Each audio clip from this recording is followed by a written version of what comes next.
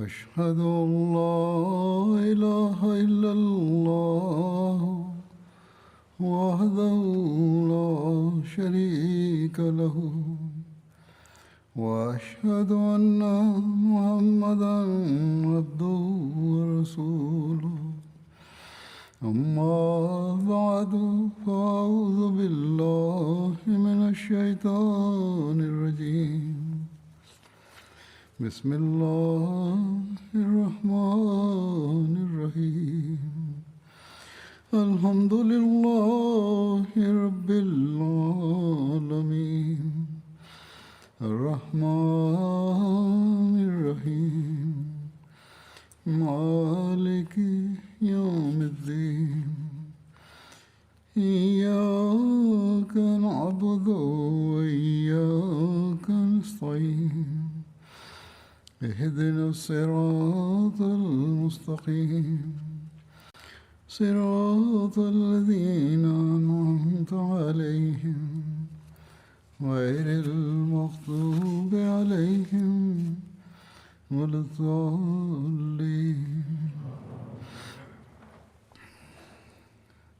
Peti da Allah bude njegov pomagač je rekao da će da nastavi da govori o vremenu u hilafetu Hazreti Ebu Bekra radijallahu anhu i ekspedicijama koje su se desile protiv pobunjenika i odmetnika. Deveta ekspedicija koja se desila u Bahreinu, dalji detalji u vezi Hazreti Ala bin Hadrami se spominju. Zabilježeno je da je Hazreti Ala poslao naredbu Hazreti Karutu da se suprotstave Hutamu i da uspostave kamp u mjestu.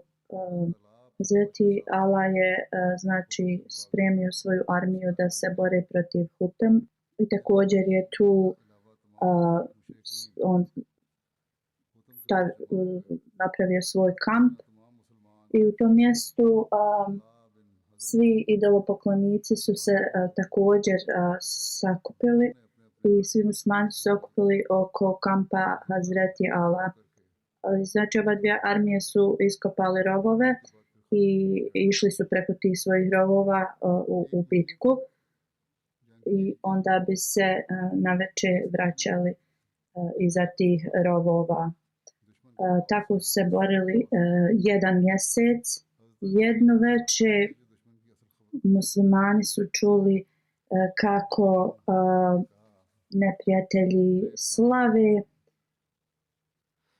Hazreti Ala je rekao da li neko može da ode i da vidi šta se tamo dešava. Hazreti Abdullah je rekao otiće da vidi šta se dešava.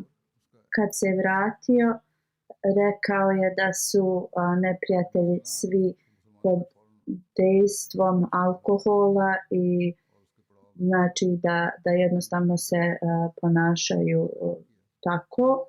Kad su muslimani ovo čuli, oni su napali na njih i onda su ušli u njihov kamp i znači ubijali su ih, neprijatelji su se razbježali, mnogi su znači tad neprijatelji bili ubijeni, neki su bili zarobljeni, muslimani su tad također prikupili ratni plijen i samo su neki mogli pobjeći neprijatelji. Ti neprijatelji koji su pobjegli prilično su pobjegli samo sa stvarima koje su imali uza sebe.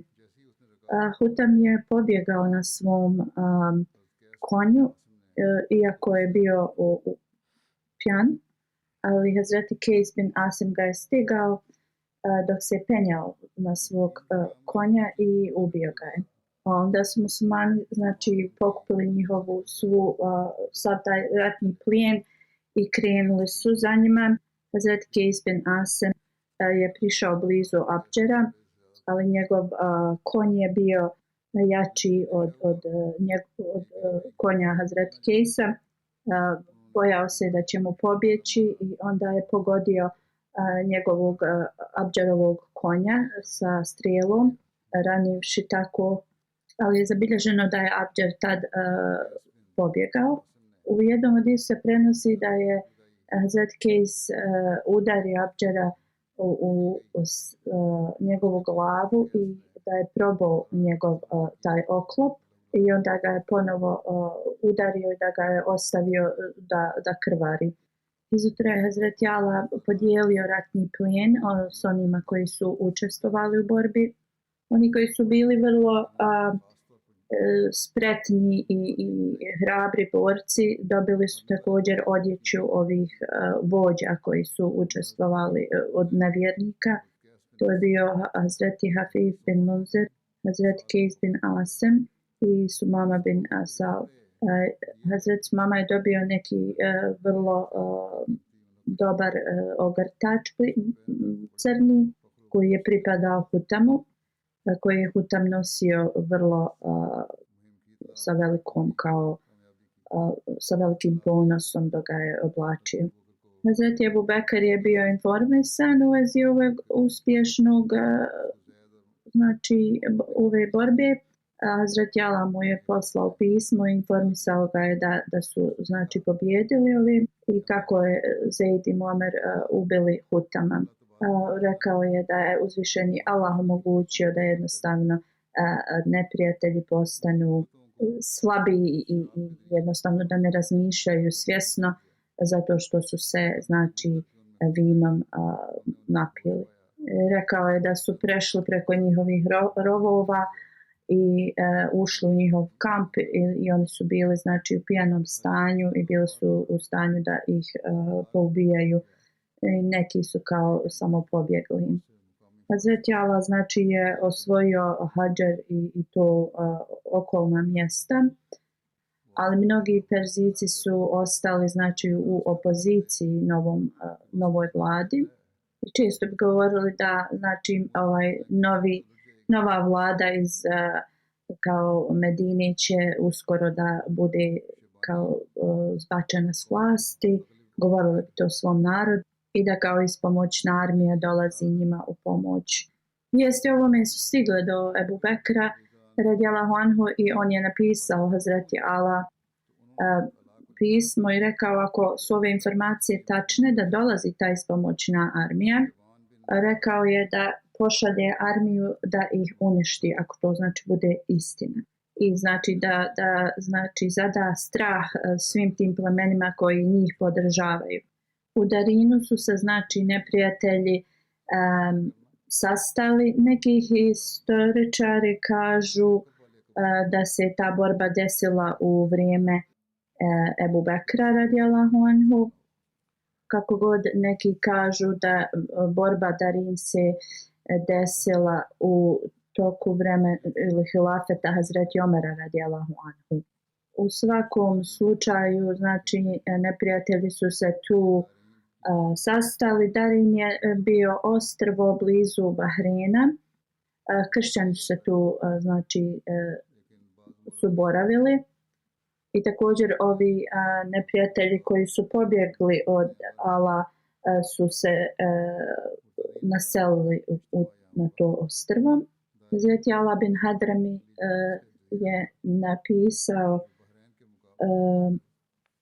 pismo dvojici svojih komandanata da dobro paze to mjesto od ovih otpadnika i pobunjenika. I također je naredio Hazreti Mismi da ide da se bori protiv otpadnika, da ide naprijed. Hazreti Hasa Fatemi i Musanna bin Harsa Šabani također su dobili isto naređenje od Hazreti Ala. Hazreti Musanna bin Harsa se u Bahreinu pokazao vrlo uspješan da pomogne Hazreti Ala protiv neprijatelja. I na sjeveru Bahreinu se borio sa svojom armijom i on je u Katif i Hadžar bio vrlo uspješan u tim mjestima i pobijedili su tu perzijsku armiju tu Znači također lokalni ljudi koji su bili istrajni u islamu, koji nisu napustili islam, su se pridružili Hazreti Ala kao njegovi vojnici. Hazreti Ebu Bekr je pitao u vezi Musana bin Harsa i rečeno mu je da je on čuvao sve te puteve kod bi mogli ovi otpadnici da dođu. Neki otpadnici su se pokajali i ponovo prihvatili islam i to je bilo prihvaćeno znači od njih. Oni koji nisu željeli da se pokaju i nije im bilo dozvoljeno znači da se vrate u njihova mjesta odakle su znači gdje su bili rođeni i onda su ovi otpadnici otišli na to ostrvo Darin. Hazreti Ala je bio sa svojom armijom. Bekr bin Vail je došao i rekao da će da mu prate njegova naređenja. Hazreti Ala je bio vrlo sretan sa ovim vijestima da će znači oni biti njegovi pomoćnici i da jednostavno je bio zadovoljan tim i da ostavi Bahrein pod njihovom upravom jer su oni bili muslimani. Onda je naredio da svi muslimani idu prema Darin ostrvu i također je pozvao njih da idu s njim. Detalji u vezi ovoga će biti predstavljeni sad. Detalji kako su muslimani prešli to znači more do tog otoka su vrlo znači kao zapanjavajući i može biti istina da neki znači detalji ovih znači zapisa su istiniti, a neki detalji ovog znači u vezi ovog prelaska mora su malo previše kao pretjerano dodati. Ali ako ima istine u ovim detaljima, onda također ću da u vezi ovoga dam i objašnjenje poslije. Tako Hazur kaže. Spomenuto je da muslimani tad nisu imali nikakvih znači brodova da dođu do tog ostrva. I onda Hazreti Ala je okupio ljude i obratio im se. Da je Allah znači sabrao mnoge grupe šejtanove i odnio je rat na more. Allah je pokazao njegove znakove vama na kopnu i sada ćete također vidjeti Allahove znakove i na moru i krenite prema svojim neprijateljima na način da znači idete kroz njih, da ih siječete, jer je Allah sakupio na jednom mjestu radi vas. Svi su mu odgovorili, tako nam Boga, to ćemo uraditi. Dok budemo živi, mi nećemo biti, znači nećemo se bojati njih. Ovo je spomenuto u Atabriju. To znači oni su govorili u vezi kako je Allah pokazao njegove znakove kad su im kamile i dao im vodu gdje znači nije se očekivalo, to je već Halifatul Mesih spomenuo na prošloj hudbi i jednostavno govorili su u vezi toga kako je čudo Allah pokazao njima i svoju pomoć. I sada će kao da po vodi hodaju uz Allahovu pomoć. Onda je Hazreti Ala krenuo iz tog mjesta prema moru i učili su Ja Arhamur Rahimin, Ja Karim, Ja Halim, Ja Ahad, Ja Samad, Ja Hayyum, Ja Qayyum, La ilaha illa ente, Ja Rabbena. Što znači onaj milostiviji koji pokazuje milost, on svemogući,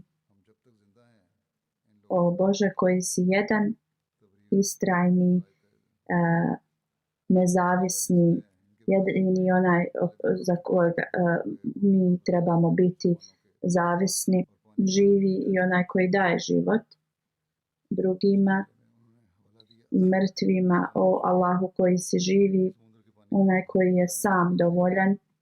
Ne postoji niko koji je vrijedan obožavanju osim tebe, o naš Gospodaru. Zapisano je da je Hazreti Ala rekao svima da uče ovu dovu i da krenu sa svojim znači životinjama preko mora. Znači muslimani se popeli na svoje znači jahaće životinje i krenuli su preko mora za Hazreti Ala. I uz Allahovu pomoć znači prešli su do tog otoka.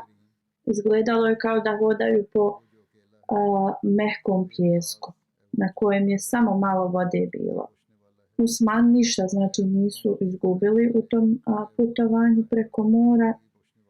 Zabilježeno je da smo muslimani nešto izgubili, ali da je Hazreti Talha to pokupio za njima. I zabilježeno je da su oni znači sa obale do tog ostrva prešli, inače se putovalo brodom i jednu dan i noć do tog otoka, ali ova armija je znači stigla do tog znači ostrva za jedan dan, vrlo malom periodu. Znači ovo je bilo spomenuto u At-Tabari, drugi neki moderni učenjaci daju sljedeće objašnjenje i govore da je možda moguće da je tada bilo kao oseka bila na moru ili da su muslimani od tih lokalnih ljudi pozajmili brodove i da su tako znači došli do ovog ostrva. Kako god ovo se ne spominje u hadisima, kao mnogi spominju ovaj hadis i prelazak preko tog mora. U svakom slučaju muslimani su stigli u Darin. Kako su došli tu, Allah najbolje zna. Što se tiče čuda koje se spominju znači od Allah dželešanhu, Hazreti Muslim radijallahu anhu znači piše vrlo znači temeljni princip da smatramo nešto da je čudo od Allaha dželešanhu i nama to može da stoji kao uputa. On je ovo zapisao dok je govorio u vezi Hazreti Musa alejselama. Hazreti Musa Maud piše u vezi razdvajanja znači mora kada je Musa alejselam prešao i što je spomenuto u časnom Kur'anu. Hazreti Musa Maud komentariše u vezi ovoga da su tad Izraelci išli prema znači njihovom časnom mjestu kad ih je stigla faraonova armija i tada su znači kada su ugledali faraonovu armiju, Izraelci su postali vrlo prestrašeni da će biti znači uhvaćeni, ali Allah je dao njima znači smiraj preko Musa alejselama i rekao mu je da udari znači po moru, po vodi i da će se ono za njih razdvojiti. I oni su prošli tuda i izgledalo je da je znači voda sa oba dvije strane izgledala kao velike dvije planine vode. I onda su faraon i njegova vojska krenuli za njima, ali čim su Musa i njegov narod prošli, znači plima se je vratila i oni su znači bili ubijeni. Hazret Muslim kaže da shvatimo ovo u potpunosti, moramo da shvatimo da sva čuda su potpuno znači od Allah dželešanhu, da ljudi ne mogu imati nikakav, znači apsolutno nikakav uticaj na to. Znači to da Musa alejselam digne svoj štap i udari i da se to desi, to je bilo više simbolični opis. To nije uopšte bio slučaj da njegov štap je imao tu moć da to uradi. Slično u časnom Kur'anu ne spominje se nigdje da se more razdvojilo na dvije strane kud je Musa alejselam prošao.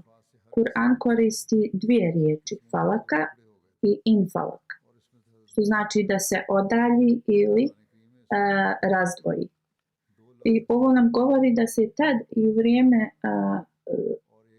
kada je Musa sa svojim narodom alejsalam prešao preko mora desila plima i oseka kad se voda povuče i onda kada se vrati. Što možemo često da vidimo na morima.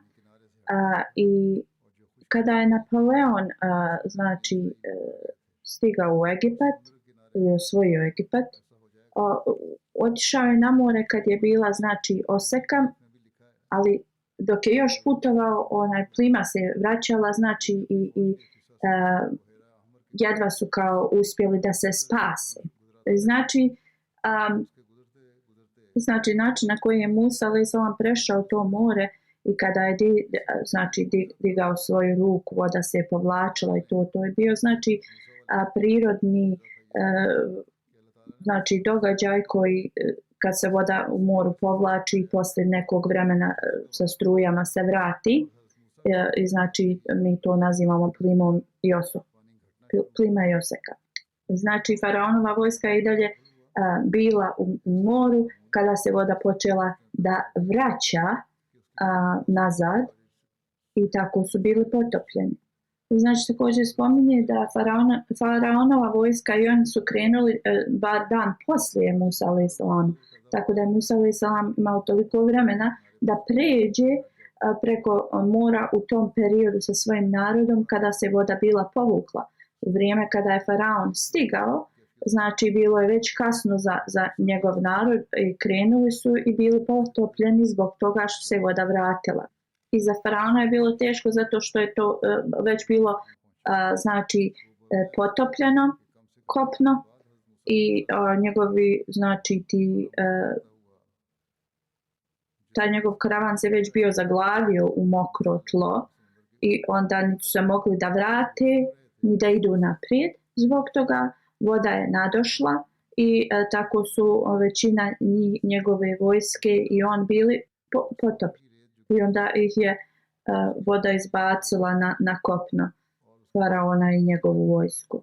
Muslimani su u svakom slučaju stigli u Darin sa Hazreti Ala i moguće je da su i oni znači uradili ovo na sličan način kako je Musa alejsalam radio sa svojim narodom. I znači kad je stigao u Darin, velika borba se desila između nevjernika i muslimana i svi ovi pobunjenici su bili ubijeni. Niko znači nije mogao pobjeći sa tog ostrva. Njihove žene i djeca su bili zarobljeni. Također su zaplijenili njihovu imovinu. Oni koji su imali znači jahaće životinje su dobili 6.000 dirhama, a oni koji nisu imali znači jahaće životinje, obični vojnici su dobili 2.000 dirhama kao dio ratnog plijena. I kada se borba završila, vratili su se odatle. Hazreti Ala bin Hadrami je vratio sve osim oni koji su željeli da ostanu na tom otoku. Hazreti Sumama bin Usal se vratio također sa njim. Abdullah bin Hazaf prenosi da su bili na izvoru njegovog plemena i ti ljudi su vidjeli Hazreti Sumamu. On je nosio bio je u tom ogrtaču koji je nosio taj hutam i on je dobio to kao ratni plijen kad je hutam bio ubijen. I ljudi iz tog plemena su poslali nekoga da pita Hazreti Sumama odakle mu taj ogrtač i da li on bio osoba koja je ubila hutama ili neko drugi. Ovo je zato što je hutam bio njihov vođa tog plemena. I ova osoba je otišla kod Hazreti Sumama i Hazreti Sumama je rekao dobio sam kao ratni plijen i pitao ga je da li si ti bio taj koji je ubio hutama. On je rekao ne, ali je bila moja želja da ga ubijem. I onda je ta osoba pitala pa gdje si dobio taj ogrtač od hutama. Hazreti Sumama je rekao već sam ti rekao iz ratnog plijena. Ova osoba se vratila svom plemenu i rekao im je u vezi ovoga i onda su oni otišli i okružili oko Hazreti Sumama i kao rekli su ti si taj koji je ubio hutama. Svetu mama je rekao, vi lažete, ja ga nisam ubio, ali on jeste dobio to kao ratni plijen. Oni su rekli, osoba koja ubije nekoga u borbi, to je ista osoba koja dobiva od te osobe kao imovinu. Hazret Mama je rekao da on nije nosio taj ogrtač u borbi, bio je nađen na njegovom konju ili u njegovim stvarima. Kako god ovi ljudi su govorili da on laže i onda su ga ubili. Iz 10. ekspedicije koja se znači bila poslata da se bore protiv pobunjenika, zapisano je da je Sueid bin Karem bio glavni za to. Hazreti Ebu Bekr radijallahu anhu je dao zastavu Sueidu bin Karemu i rekao mu da ide u Tihana, to je region u Jemenu. Tihana, definicija ove riječi je velika vrućina i nedostatak vjetra. Još jedno značenje kao da nema kiše tu. Znači u Jemenu ima to područje pod tim imenom, blizu Crvenog mora, poznato kao Tihama. Sjeverni dio tog predija je blizu Mekke ili prema Mekke, a južni dio je blizu glavnog grada Jemena. Znači to je bila provincija, imala je dosta sela i gradova. To je bilo tako opisano mjesto. Subeid bin Mukarem, opis njega je sljedeći. Mukarem bin Noac je bio njegov otac i pripadao je Benu Mozeina plemenu. Titula mu je bila Ebu Adi ili Ebu Omar. Suveid bin Mukarem je prihvatio islam u 5. hidžretskoj i učestvovao je s poslanikom sallallahu alejhi ve sellem u borbi Hendek i svim ostalim borbama časnog poslanika sallallahu alejhi ve sellem. Bio je brat od Hazreti Numana bin Mukarema, koji je bio vrlo uspješan u borbi protiv Perzije. Nema više detalja u vezi Sueid bin Mukarem i njegove borbe protiv ovih otpadnika u ovom Tihama mjestu u Jemenu.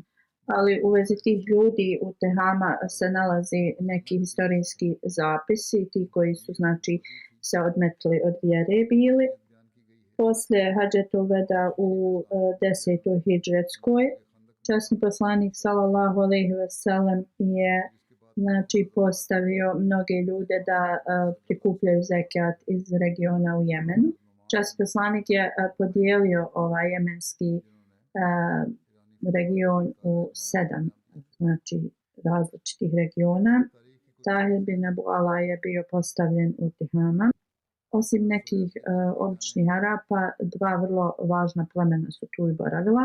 Hakke Našar plemen i Tarika Taberi je zabilježeno Hazreti Atab bin Usid i Hazreti Usman bin Abul As da su znači pobunjenici i odmetnici u njihovom mjestu znači počeli da napadaju muslimane. Oni su bili prvi da informišu Ebu Bekra radijallahu anhu. Znači, kao što smo spominjali ranije, nije samo da su ovi ljudi odmetli od vjere, ali su oni znači počeli da napadaju muslimane. Džundub bin Selma je bio znači vođa tih pobunjenika i poslata je vojska tu da se bore protiv njih. Hazreti Halid bin Usid, koji je predvodio muslimansku armiju, je tad znači pobjedio ih i oni su se svi znači razbježali i mnogi su bili također ubijeni.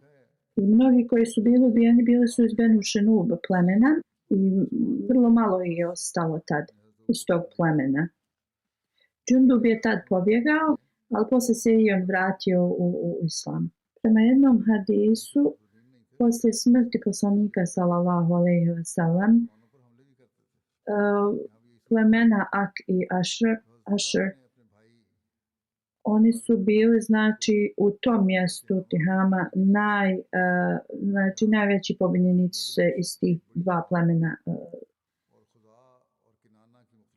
Detalji u vezi ovoga, kad su oni, znači ova 2 plemena saznali da je poslanik sallallahu alejhi ve sellem preminuo, mnogi od njih su se sakupili i također pleme Hazam s njima. U Alabu su znači blizu obale napravili kao kamp. Hazret Tahir bin Abi Ala je informisao Ebu Bekra radijallahu anhu u vezi ovoga i krenuo je da se bori protiv ovih znači pobunjenika, informisao je Ebu Bekra u vezi toga. Masruk al-Aki je isto krenuo s njim i oni ljudi iz Ak plemena također koji nisu bili odmetnici su krenuli uz njih. U Alabu se je desila velika borba. Allah im je dao pobjedu iznad neprijatelja. Muslimani su ih pobijali, znači vrlo lahko. Neugodan, znači miris mrtvih tijela se svukud proširio i Allah je znači veliku pobjedu dao muslimanima tad. Jedan istoričar koji spominje znači šta se je desilo u Tihama, piše prvo na listi ljudi koji su znači se pomogli da se ta u Tihama mjestu pobunjenička znači protivljenja zaustave. To mjesto gdje Ak i Aša pleme su boravili je bio Tahir bin Abi Hala, koji je bio guverner Tihama mjesta, postavljen od poslanika sallallahu alejhi ve sellem. Onda je Ebu Bekr radijallahu anhu također poslao Ukaša i znači da prikupi armiju i da čeka Ebu Bekrovo naređenje radijallahu anhu. U vrijeme smrti poslanika sallallahu alejhi ve sellem Hazreti Ukaša je bio guverner dva regiona u Hadramautu, Sikasik i Sukun mjesta. Čelil bin Abdullah je bio poslat od Ebu Bekra radijallahu anhu u Nađli pleme da prikupi one iz svog znači naroda koji su čvrsti u islamu i da se bore protiv onih koji su znači postali odmetnici. Također su poslati u pleme Hasan da se bore protiv odmetnika tu i oni su krenuli, ispunili ove znači uslove. Nekoliko ljudi mu se samo usprostavilo, ostali su pobjegli. Znači, Halifatul Masih kaže, sad trenutno govorim u vezi te 10. ekspedicije, ko Bog da budućnost ću nastaviti sa 11. ekspedicijom. Sada želim da spomenem neke preminule članove džamata. Iz Burkina Faso dvojica mladih ljudi 11. juna na večer, znači gdje su oni živjeli, napadnut je od ekstremista. Mnogi ljudi su znači bili ubijeni u tom napadu i uključujući znači ovu dvojicu naših Ahmedi i Hodama. Oni su tad radili u svom znači u svojoj radnji i poginuli su bili su pogođeni znači metkom i tu su znači preminuli na lillahi wa inna ilaihi rađiun. Diko Zakarija je jedan od njih, imao je 32 godine. On je tu u tom regionu znači služio kao regionalni kaid i također je bio član Medresetul Hifz, znači da zapamti časni Kur'an. On je znači boravio tu u Gani neko vrijeme i vratio se u svoje znači mjesto. Znači uvijek je bio spreman da služi džemat. Kad god bi bio pozvat, on odmah bi znači došao i radio što je god trebalo za džemat.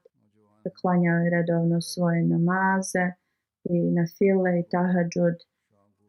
Uvijek bi znači davao čendu prema svojoj mjesečnoj zaradi. Zaista je volio džemat i hilafet i slušao je hudbe redovno i MTA programe. Lokalni misionar kaže da je mnogo želio da upozna halifu vremena i jedva je čekao da to može da priušti sebi. Mualem također kaže da je on bio vrlo znači primjer drugim mladim ljudima. Iza sebe ostavlja suprugu, 2 kćerke i 1 sina. Drugi šehid je Diko Musa Saheb, imao je 34 godine. On je također bio kaid Mađarsko Damul Ahmedija lokalni i bio je vrlo aktivan član i drugima je također savjetovao i redovan u finansijskim žrtvovanjima. Tu nisu oni imali džamiju, ali je on napravio kao neku malu prostoriju gdje bi on mogli da klanjaju. I redovno je pisao pisma halifi i često bi znači bio gostoprimljiv svim onima koji su prolazili kroz njegov region, pomagao bi im znači da rade svoj posao. Iza sebe ostavlja 2 supruge i 3 kćerke. Allah dželešanu im podari oprost, svoju milost i uzdigne njihov status. Emir džemata vozi oba dvojice njih je napisao da oba dvojica ovih dama su bila braća njihovog lokalnog misionara, Diko Ahmed Morijema Saheb, koji je glavni za radio Ahmedija u tom predjelu. Ahmedijet je došao preko njihovog oca Ibrahim Munti Saheba. On je bio vrlo iskren, njihov otac i znači osoba koja je radila mnogo tablik. Njihov otac je preminuo 2011. godine. Također Emir je napisao da se molimo protiv tih terorističkih napada u Burkina Faso koji se dešava. Znači sjeverni dio države prolazi kroz velike znači poteškoće. Preko 2 miliona ljudi je znači raseljeno iz svojih domova. Allah dželešanu uspostavi mir tu. I svjetsko stanje znači jednostavno trenutno povećava kao šanse za razne terorističke napade. Jedino Allah dželešanu može da milost na čovječanstvo i podari im znači mudrost i razum. Muhammed Yusuf Beloch Sahib je sljedeća znači dženaza. Preminuo je prije nekoliko dana. Inna lillahi wa inna ilaihi rađiun.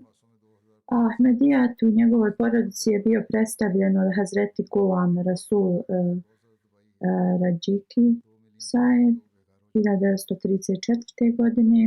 Poslije nezavisnosti znači Pakistana njegov otac je se preselio u neku predjelje u Pakistanu i u Rabu je isto 6 godina boravio, brinuo se za džamiju. Bio je musi, iza sebe ostavlja suprugu, 7 sinova i 4 kćeri. Šebir Ahmed Sahib, jedan od njegovih sinova, služi kao misionar u Ivory Coastu. I zbog toga što znači služi kao misionar nije mogao da prisustvuje očevoj dženazi. Također umrli Muhammed Yusuf Beloch Sahib ima dvojicu unuka koji su misionari. Njegov sin Šebir Sahib piše da je misionar, da je njegov otac posjedovao mnoge dobre kvalitete. Od malih naših nogu mi smo ga vidjeli da klanja tahadžud. I poslije sabah namaza bi uvijek učio Kur'an na glas. Njegova ljubav prema hilafetu je znači bila ogromna. I kad bi god, kaže, posjećivao svoju kuću, zvao bi me i rekao bi zapamti 2 stvari kao od njega, da uvijek ostane lojalan hilafetu i da ispunim svoje znači život prema načinu na koji osoba koja da svoj život za džemat treba da ispuni. Dalje kaže, bio je vrlo gostoprimljiv, uvijek bi dovodio narod u svoju kuću. Mnogi znači ljudi iz džemata, također i hindu ljudi koji nisu muslimani, su došli da daju svoje saučešće i govorili su vrlo znači visoke komentare u vezi njega, predobre riječi. Rekli su, osjećaju se kao da je njihov otac preminuo. Zato što je on uvijek služio i pomagao siromašnim. Mubarza Faruk, sljedeća znači dženaza, ona je iz Rabve, kćerka od Faruk Sahiba. Ona je također bila vakfinal, a preminula je nedavno i na lillahi wa inna ilaihi rađiun. Kad imala 11 godina, a dodirnula je električni kabel pod naponom i oba dvije njene znači ruke su bile paralizovane i morali su joj amputirati znači oba dvije ruke. I zbog ovoga znači stanja njenog ona nikad nije odustajala od nade, nastavila je svoju znači školovanje. Prvo je pokušala da piše držeći olovku u svojim ustima, onda je to radila između dva lakta, držala bi olovku i pisala i onda u nekoliko mjeseci je počela vrlo lijepo da piše. I ona je nastavila svoje znači školovanje i poslije nekoliko toga vremena oni su se preselili u Rabu. Tu je nastavila znači svoje školovanje i znači 2008. je završila fakultet i onda je također magistrirala u arapskom jeziku na Talimul Islam College. Također je služila u Tahir institutu za srce. Naučila je časni Kur'an sa ispravnim znači izgovaranjem i prijevodom i uvijek bi znači uvijek bi 100% dobivala iz tih znači testova. I također je ona predavala prijevod časnog Kur'ana u svom lokalnom mjestu. Iza sebe ostavlja znači svoje roditelje, 2 brata i 2 sestre. Da je Allah dželešanu podari oprost i milost i njenim roditeljima znači sabor. Anzumana Batala Saheb je sljedeća dženaza. On je bio znači lokalni misionar u Ivory Coastu. Nedavno je preminuo. Inna lillahi wa inna ilaihi rađiun. Glavni misionar iz tog mjesta piše da je on bio vrlo jednostavan čovjek, redovno je klanjao znači svoje namaze, je postio, jednostavno bio je vrlo jednostavna starija osoba, dobar čovjek, čestit čovjek. Znači redovan je bio da posti ponedjeljkom i četvrtkom. Allah dželešanu je znači ispunjavao njegove dove, imao je veliku ljubav prema hilafetu, bio je odličan misionar. Prihvatio je Ahmedijat 1997. godine i sanjao je da je u nekom znači kao nekoj pustinji išao je prema nekom selu koje se zvalo Nasjan. Držao je mač i čistio taj put do tog sela i učio je kelme i šehadet na glas. Dok je znači čistio taj put.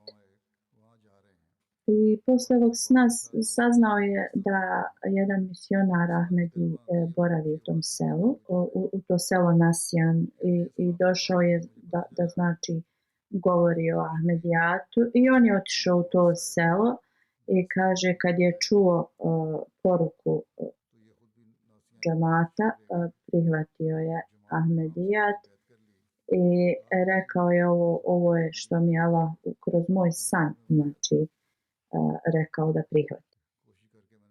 I znači neko kratko vrijeme poslije prihvatanja Ahmedijata dao je svoj život u službi džamatu i postao je misionar.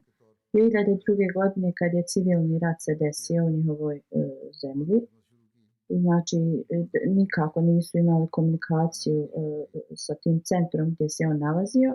Lokalni misionar je znači imao komunikaciju sa njim u tom selu i nastavio je znači da jednostavno izvršava džematske dužnosti. Znači ovaj rat nije zaustavio da on ispunjava svoje dužnosti. I slično u njegovoj kući je napravio kao džamiju gdje su ljudi dolazili, gdje je on mogao da znači predstavlja moralni trening džematlijama. Također je putovao dugo da bi prisustvovao na nacionalnim programima džematskim. 1998. godine Došao je na Jalsa Salanu u Velikoj Britaniji, bio je blagoslovljen da znači upozna Halifatul Mesih četvrtog rahmullah i također je bio prisutan na francuskom mulakatu sa Halifatul Mesih četvrtim rahmullah i bio je vrlo sretan. Rekao je da taj znači sastanak s halifom je bio najljepši trenutak u njegovom životu i kao nije imao riječi da opiše. 2004. godine me je upoznao Halifatul Mesih V kaže kada sam ja otišao u posjetu Burkina Faso. On je rekao da sastanak sa Halifatul Mesih V je bio jedan veliki blagoslov za njega. Rekao je da prije 2 mjeseca je bolovao od neke bolesti. Jednostavno rekao je da moja porodica misla da je to moji zadnji trenuci. A on kaže tada sam sanjao tebe, to jest Halifatul Mesih V i da ga je on pomilovao svojom rukom po glavi. I on kaže u tom snu sam osjetio da ta bolest mene napušta. I on kaže kad sam se probudio tad jednostavno sam ustao zdrav.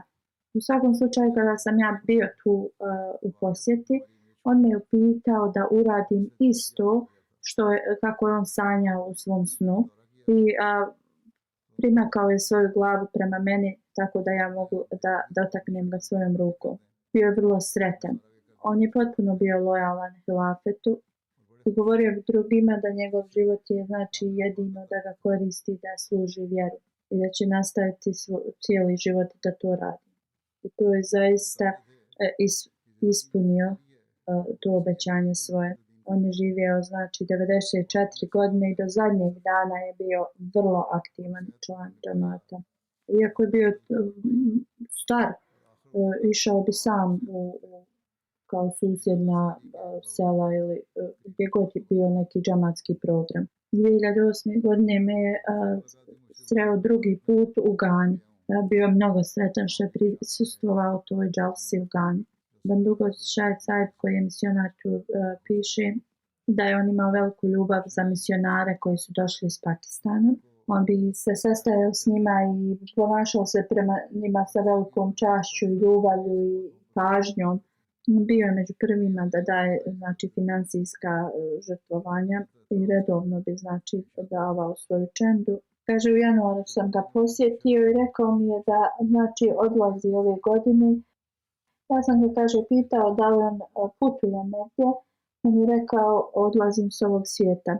Onda bio je mnogo sretan i kaže proveo sam svoj život u službi džamata ili u službi vjere. I znači imao je veliku ljubav i uvjerenje prema Allahu dželešanu. Sedmicu dana prije nego što će preminuti rekao je da ima još 7 dana kao kontrakt sa Allahom dželešanu i otišao je kao da uzme svoju platu. On kaže sljedeći, znači 7 dana poslije probudio se, bio je petak, prije tahadžud namaza uzeo je abdest i poslije abdesta je znači preminuo i otišao da se sastane sa svojim gospodarom. Znači bilo zamesjestalo mu se i pao je. I znači nalazimo ljude koji su tako lojalni, iskreni muslimani koji žive daleko od Halifatul Mesih. Allah dželešanu je podario ovakve ljude zajednici obećanog Mesija alejhi selam i oni šire poruku islama u svijetu. Da Allah dželešanu nastavi da daje džamatu ovakve iskrene znači ljude koji su spremni da služe džamat. Iza sebe ostavlja 5 sinova i 6 kćerki. I svi su oni Ahmedi muslimani, hvala dragom Allahu. Allah dželešanu im podari sabur i podari im znači da koračaju koracima svog oca. Poslije džume klanjaću dženazu u odsustvu svim ovim